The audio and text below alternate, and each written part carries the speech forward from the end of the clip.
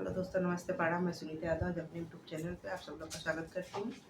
और आज आप सब लोग के बीच में सोहर के उठान गीत लेकर आप लोग फैसला कमेंट बॉक्स में जरूर करना, लाइक सब्सक्राइब शेयर जरूर करना और अपना प्यारा आशीर्वाद जरूर देना और हमारा भी चैनल आप लोग बनाना।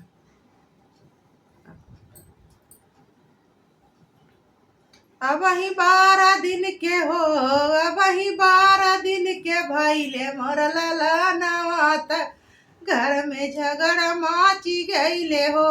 अब ही 12 दिन के हो, अब ही 12 दिन के भइले मोर लाला नवात, घर में झगड़ा माची गईले हो। ओही घरवई में हो, ओही घरवई में सासू झगड़ाई तिनिता झगड़ा मचाई दिहली हो।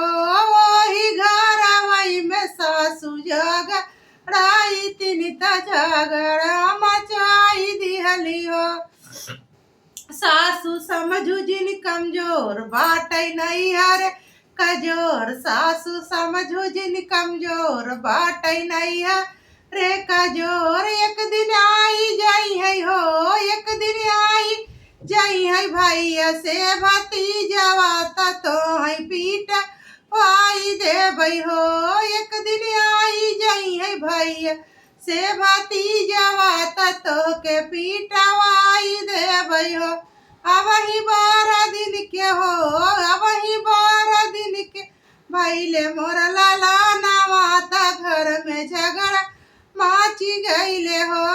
ओही घरवई में हो, ओही घरवई में जेठनी झगड़ाई तिनिता झगड़ा मचा दिहली हो।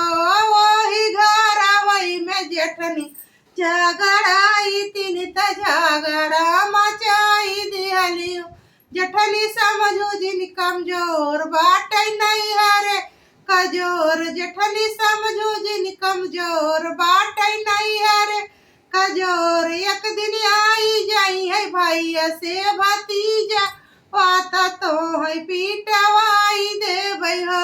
एक दिन आई जाई है भैया से भतीजा पाता तो है पीटवाई देबै हो।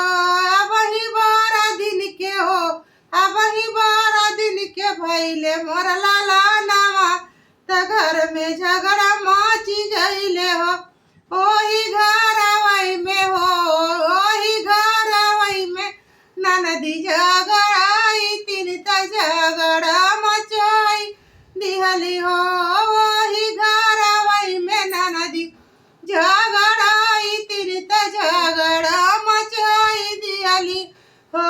ननदी समझू जिन कमजोर बाटै नहीं हरे कजोर, ननदी समझू जिन कमजोर बाटै नहीं है रे कजोर। एक दिन आई जाई है भैया से भतीजा पाता तो है पीटवाई देबै हो। एक दिन आई जाई है भैया से भतीजा पाता तो है पीटवाई देबै हो। अब ही 12 दिन के हो, अब ही 12 दिन के भइले मोर लाला नवाता, घर में झगड़ा माची गईले हो।